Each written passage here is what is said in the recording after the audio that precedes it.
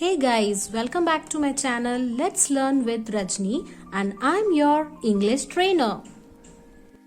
We are going to learn how to use do and does.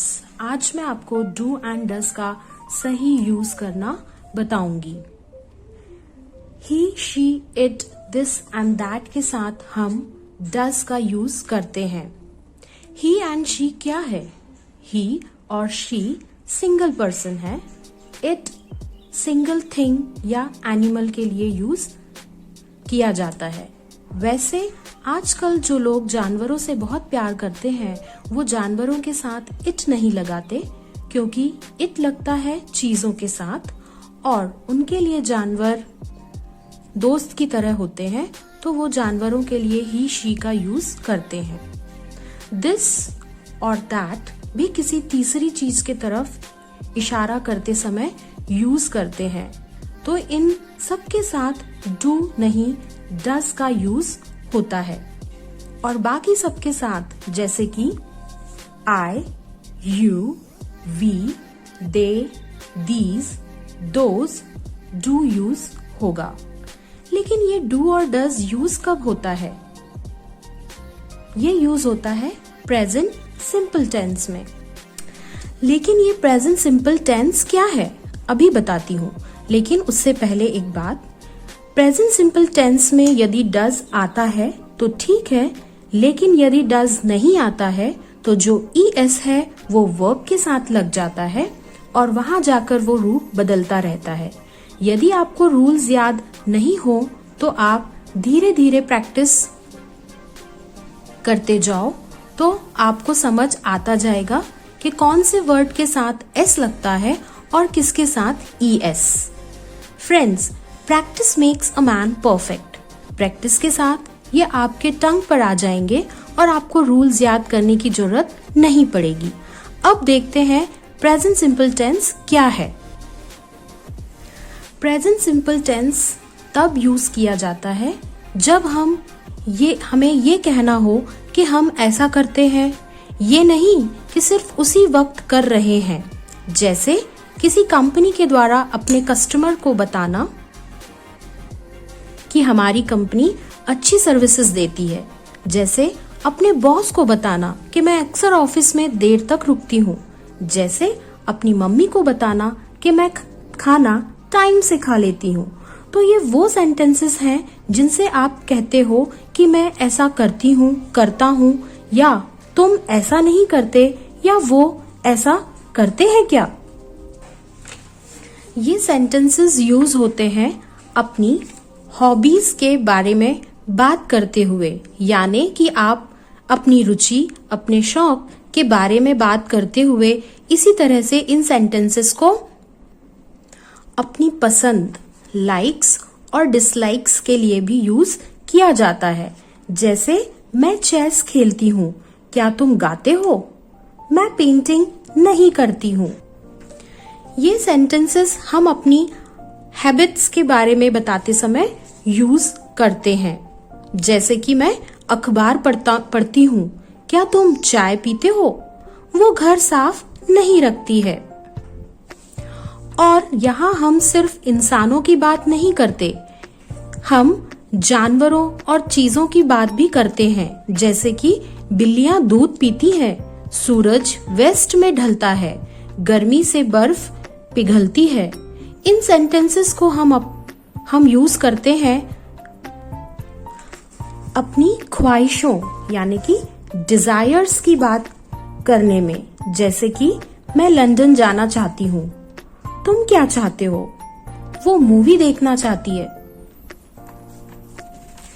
In sentences को हम use करते हैं अपने रोजाना के किए जाने वाले कामों के लिए, जिसे हम रेगुलर एक्टिविटीज कहते हैं. जैसे कि मैं रोज कॉलेज जाती हूँ, क्या वो ऑफिस जाते हैं? मैं खाना बनाती हूँ, मैं मोबाइल को चार्जर पर लगा कर सोती हूँ. इन सेंटेंसेस को यूज करते हैं कोई ऐसे काम की बात करने के लिए जो हम रोजाना तो नहीं करते पर कभी कभार करते रहते हैं. इन्हें हम इर्रेगुलर एक्टिविटीज कहते हैं, जैसे कि मैं ब्यूटी पार्लर जाती हूँ, मैं फ्रूट्स खरीदती हूँ। ऐसे सेंटेंसेस यूज करने के लिए कम से कम 2 वर्ड्स चाहिए। एक वर्ड के कौन है जो वो काम करता है, जैसे कि मैं, आई, यू, तुम, वी, हम, they, he, she, it, etcetera. English grammar में इसे सब्जेक्ट कहते हैं। और दूसरा कि ये जो सब्जेक्ट काम कर रहा है वो क्या काम कर रहा है, यानी कि एक्शन क्या हो रहा है, तो उसको इंग्लिश ग्रामर में वर्ब कहते हैं।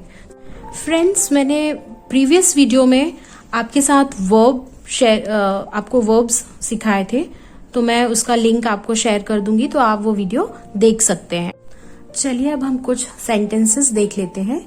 मैं खेलती हूँ, आई प्ले, वो हंसते हैं, दे लाफ, तुम नाचते हो, यू डांस, हम खाते हैं, वी ईट, वो खेलता है, ही प्लेज, वो नाचती है, शी डांसेस, वरुण हंसता है, वरुण लाफ्स, पूनम खाती है, पूनम ईट्स, ये टूट जाता है, इट ब्रेक्स।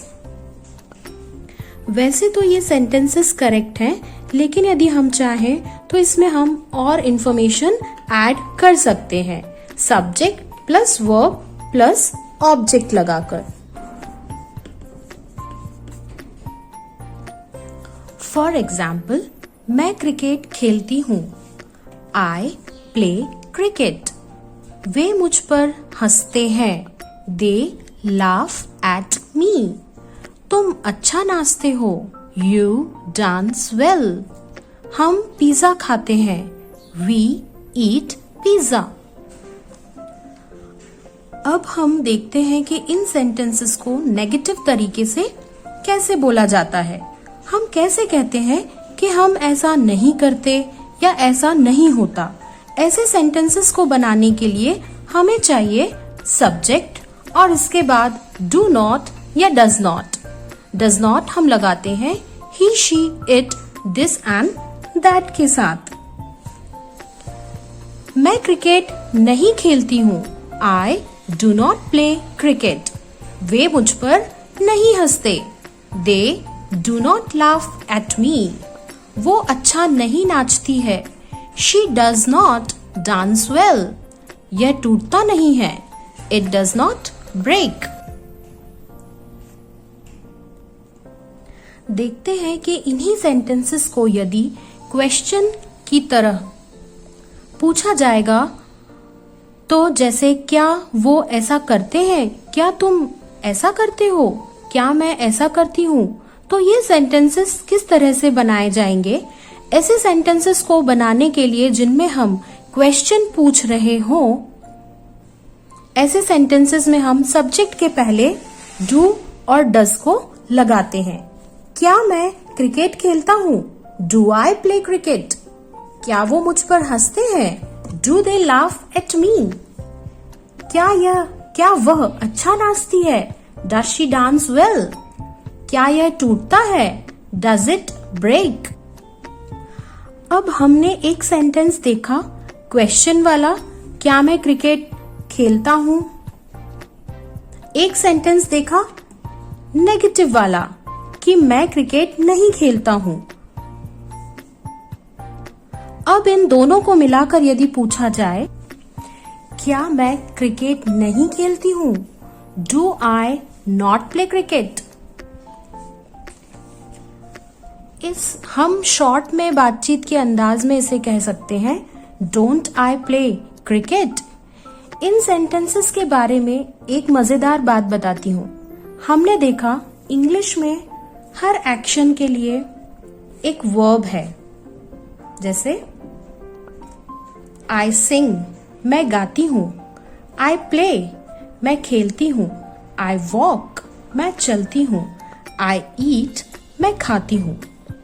सो आपने देखा कि हर एक्शन के लिए अलग अलग वर्ड हैं, पर कुछ ऐसे एक्शंस भी हैं जिनके लिए कुछ अलग से वर्ड्स नहीं हैं, जैसे कि अगर मुझे कहना हो कि मैं होमवर्क करती हूँ तो क्या कहेंगे? आई होमवर्क? नहीं, ये गलत हो जाएगा। जैसे मैं क्रिकेट खेलता हूँ या खेलती हूँ, आई प्ले क्रिकेट। ऐसे ही मैं होमवर्क करती हूँ में आई और होमवर्क के बीच में कुछ वर्ड आना चाहिए। आपको पता है, फिल्मों की शूटिंग के दौरान अगर कोई एक्शन सीन एक्टर खुद नहीं कर सकता तो वो सीन करवाया जाता है उसके डुप्लीकेट से। ऐसे ही इंग्लिश में जब कोई एक्शन के लिए कोई अलग से वर्ड ना हो तो बुलाया जाता है डू के ही डुप्लीकेट को, जो डू की तरह ही दिखता है, पर यहाँ पर वो एक एक्शन का काम करता है और उस एक्शन का मतलब है मैं ऐसा करता हूँ। एग्जाम्पल,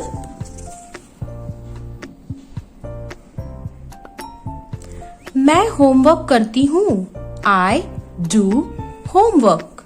मैं योगा करती हूँ, आई डू योगा। मैं बहुत कुछ करती हूँ, I do a lot of things.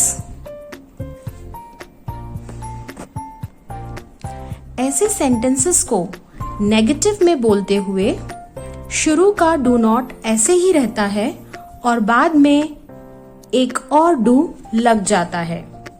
For example, मैं होमवर्क नहीं करती हूँ, I do not do homework. मैं योगा नहीं करती हूँ, I do not do yoga. वह होमवर्क नहीं करता है, he does not do homework. वैसे इंग्लिश में डू का एक और इस्तेमाल किया जाता है और वहां पर डज का कोई झंझट भी नहीं है। ऑर्डर देते हुए सेंटेंस में से सब्जेक्ट को हटा दिया जाता है और do plus verb plus object लिया जाता है, क्योंकि ऑर्डर सिर्फ सामने वाले को ही दिया जाता है और इसलिए डज का भी कोई झंझट नहीं है, क्योंकि तीसरे इंसान का कोई काम नहीं है। फॉर एग्जाम्पल, डिस्टर्ब मत करो, डू नॉट डिस्टर्ब। धूम्रपान मत करो, डू नॉट स्मोक। आवाज मत करो, डू नॉट मेक नॉइज। और लास्ट सेंटेंस है हमारा बसंती, इन कुत्तों के सामने मत नाचना। Basanti, don't dance in front of these dogs. That's all. और अगर आज की वीडियो भी आपके लिए इंफॉर्मेटिव थी, so give this video a big thumbs up and do subscribe my channel for more such videos, and thank you so much for watching and happy learning.